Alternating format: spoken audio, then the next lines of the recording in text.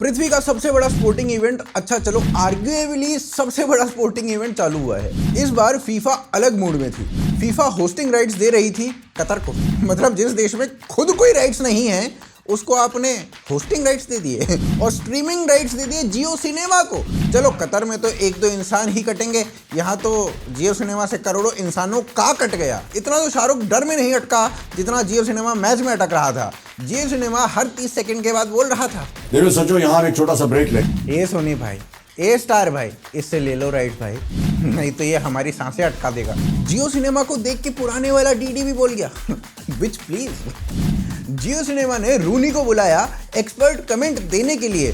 भाई एक सर्वर भी ले लेते एक्सपर्ट फीड देने के लिए। अब हम रूनी देख पाए, सुन नहीं पाए, क्योंकि सुनने से पहले वो अटक ही जाता था। इस बार फीफा ने कदाचित वही सूंघा जो उस दिन आलिया भट्ट ने सूंघा था, क्योंकि एक के बाद एक ब्लंडर कैसे ही कोई कर सकता है। कतर और जियो सिनेमा के बाद अब सीधा जाकिर नायक ही बुला लिया।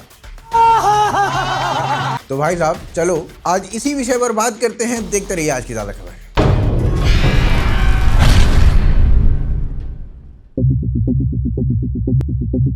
तो भाई साहब वर्ल्ड कप के लिए सबसे उत्तम स्थान का चयन हुआ और वो स्थान था कतर। हमारे लिब्रांडू हर 2 मिनट में कहते हैं keep sports and religion separate, परंतु कतर में विश्व कप का आरंभ हुआ कुछ ऐसे।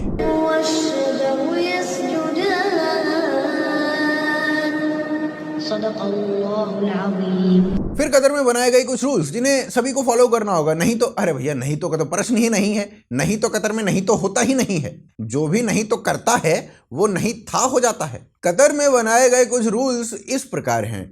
आप छोटी ड्रेस नहीं पहन सकते। जो लोग अभी तक वर्ल्ड कप में बिकनी में रहते थे उन्हें बोल दिया गया है कि नी के ऊपर उठते ही फोड़ दिए जाओगे, और तुम्हारा पल्लू तनिक भी सरका तो हमारी सटक जाएगी और तुम्हारी सांस अटक जाएगी। इसके लिए स्पेशली सलमान खान से बनवाया गया है गाना, तेरा पल्लू सरका जाए रे तो फिर तू दुख खाए। टूर्नामेंट के प्रारंभ से मात्र 2 दिन पहले फीफा ने अध्यादेश दिया कि बियर नहीं मिलेगी और डियर से मिलने तो बिल्कुल नहीं दिया जाएगा।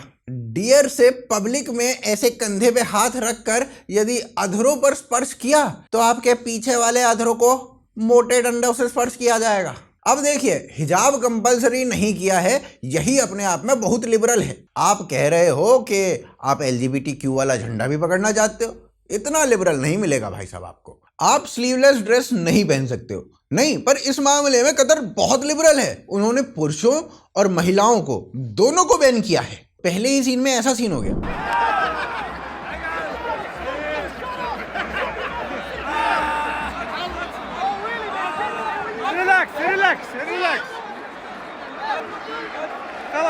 और भाई यदि आप टी शर्ट पे कोई स्लोगन पहनना चाहते हो तो मत पहनना क्योंकि इस बात का कोई आंकलन नहीं कर सकता कि ऑफेंसिव क्या होता है। चलो यहां तक तो फिर भी सह लेते, थोड़ा ठीक ही था। फीफा वर्ल्ड कप में लोगों को प्रीचिंग देने के लिए बुलाया गया, पता है किसे? जाकिर नायक को। नहीं समझ में नहीं आ रहा है ये भारत के लिए गर्व की बात है या संताप की। लिंक क्या है कि फीफा वर्ल्ड कप में हमारे नाम को रोशन कर रहा है, हिंदुस्तान के जाकिर नायक क्या इंडिया का नाम रोशन कर रहा है? जाकिर नायक क्या कतर में जाकर इंडिया का नाम रोशन कर रहा है? अब भाई पहले भारतीय को वर्ल्ड कप में इस प्रकार से सम्मान पूर्वक बुलाया गया है तो ये तो सम्मान की बात हुई ना, परंतु वो भारतीय भारत विरोधी है तो संताप की बात हो गई। पर चलिए अगले अध्याय में इस व्यक्ति को थोड़ा निकट से जानते हैं। जाकिर नायक एक गजब का प्राणी है जो कहने के लिए तो पीस टीवी चलाता था और काम करता था लोगों को कन्वर्ट करने का और उन्हें भड़काने का, और ऊपर से उसे कांग्रेस और बॉलीवुड से संरक्षण भी मिलता था। भारतीय न्यूज में उसे इसलिए बुलाते थे ताकि उसकी कर्कशवाणी सब सुन सकें। आज उसी कर्कशवाणी को सुनने के लिए फीफा में उसे बुलाया गया है। जो कतर नुपुर शर्मा के वक्तव्य पर बौरा गया था वो जाकिर नायक को बुला रहा है। वैसे ना जाकिर नायक ने मल्टीपल टाइम्स वही स्टेटमेंट दी थी जो नुपुर शर्मा ने दी थी। ये कैसा देश है बे जो एक के बोलने पे भड़क जाता है, दूसरे के वही बोलने पे उसको सम्मान देता है। परंतु उससे हटके भारत कैसा देश है बे जो ऑफिशियली इस बात का विरोध नहीं कर रहा है। क्योंकि 2016 में एक प्यारा सा पीसफुल सा जो बढ़िया वाली ऑर्गेनाइजेशन है ना उसको ज्वाइन किए हुए था और भारत में गणतंत्र दिवस की सेलिब्रेशन में बढ़िया वाले पटाखे फोड़ना चाहता था। उसे वो सेलिब्रेशन करने के लिए जो फंडिंग थी ना, फंडिंग, वो किस संस्था ने दी थी पता है? जाकिर नायक की संस्था ने। एनआईए की रिपोर्ट बताती है कि जाकिर नायक ही असली स्रोत है। भाई ने 127 बढ़िया वाली ऑर्गेनाइजेशन के लिए लोगों को तैयार किया था। शारदा यूनिवर्सिटी का एक लौंडा बढ़िया वाली ऑर्गेनाइजेशन में पहुंच गया, वो भी जाकिर नायक का चेला था। भारत में धमाके कराने के लिए $2 लाख का जुगाड़ किया गया और एक आउटफिट को दिया जा रहे थे उन पैसों को, जिसे रॉ ने पकड़ा। और वो डॉलर्स का जो ट्रांजैक्शन था ना, वो जाकिर नायक ही करा रहा था। जाकिर नायक की ना एक ऑर्गेनाइजेशन थी जिसका नाम था IRF, जिसका अर्थ है इस्लामिक रिसर्च फाउंडेशन। पाकिस्तान की बढ़िया वाली ऑर्गेनाइजेशन में इन्हें फीचर किया जाता था और कहा जाता था भाई इन्हें डोनेट करो, जो मज़ा आप देखना चाहते हो वो मज़ा दुनिया को हम इन्हीं के थ्रू दिलाएंगे। फिर उन्होंने अपना मज़ा इंडिया में मुंबई में भेजा। मुंबई में 2006 में स्थान स्थान पर जो हुआ उसमें जाकिर भाई साहब की ऑर्गेनाइजेशन IRF के लाइब्रेरियन सीधे रूप से इन्वॉल्व थे। और तो और मुंबई में ही जो 2006 के 2 वर्षों के उपरांत हुआ, समझ रहे हो ना, और जो उसका मास्टरमाइंड था रिचर्ड हेडली, वो भी IRF का ही मेंबर था। कतर एक स्टेटमेंट पर इतना भड़क रहा था, हमने तो ये सब झेला है और आप उस व्यक्ति को सम्मान दे रहे हो। ऊपर से क्रिसमस पर इन भाई साहब का कुछ ये मानना है।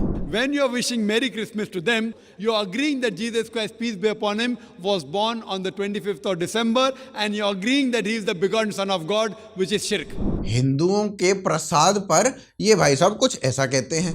In Prasad, the Hindus take the name of their God, which is not Allah subhanahu wa ta'ala, it's a false God, and they take the name of God and they serve this food to other people. So this is prohibited in Islam to have. और हिंदू त्योहार में भाई साहब कुछ अलग ही देख रहे होते हैं। देखो, तो जिक्र करना जो त्योहार में, त्योहार एक बहुत अच्छा मौका है दावत करने का, और मैं दाई लोग को बताता हूँ किस तरीके से हर त्योहार में आप दावत कर सकते हैं। ऊपर से इनके मनी लॉन्ड्रिंग के भी केस है भारत में, भारत का पैसा लेके भागा हुआ है। भारत के लोगों के बारे में अलग प्रकार के विचार हैं इनके, परंतु कतर तो बुलाएगी इन्हें सम्मान देने के लिए फीफा वर्ल्ड कप में, और भारत इसके ऊपर कुछ नहीं करेगा। उन्होंने एक लड़की के एक छोटे से स्टेटमेंट पर हमारे एम्बेसडर को बुला लिया था, पर हम हैं विश्व गुरु, हमें इस सबसे कुछ अंतर नहीं पड़ता। अरे क्या हो गया, ठीक है बुलाने दो, क्या ही हो गया। बाकी इस व्यक्ति के बारे में और अधिक जानकारी चाहिए तो भाई इसके ऊपर एक रेड फाइल बनाई थी हमने, जिसका लिंक पिन कमेंट में है। तगड़ी रेड फाइल थी, भारद्वाज ब्रदर्स चैनल पर अपलोड की हुई है, जाके देखो। तो भाई साहब आशान्वित हूँ वीडियो अच्छी लगी होगी। हमारी टी शर्ट लेना यदि चाहते हैं तो vocalfactory.com पर जाइए, उसका जो लिंक है वो नीचे पिन कमेंट में दिया हुआ है। हमें पेट्रियन और UPI के माध्यम से सपोर्ट भी किया जा सकता है, सपोर्ट वांछनीय है। आप देख रहे थे आज की ताज़ा खबर। जय हिंद, जय भारत।